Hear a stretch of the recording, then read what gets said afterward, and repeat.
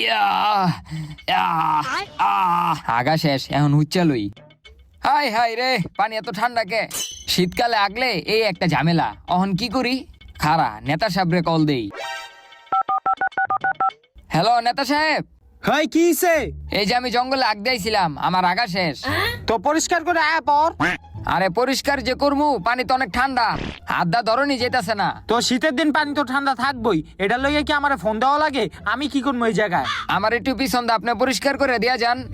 খায়ালো কাম নাই, আমি একজন নেতা মানুষ, আমার একটা সম্মান আছে, এদিকে আমি পরিষ্কার করবো নি? তুই নিজেটা নিজে পরিষ্কার করে আয় পর। আরে কইছিলাম আমার ঘরে 15টা ভোট আছিল, আপনার এই ভোটটি দিতাম, এখন অন্য নেতারে দিয়া দিমু।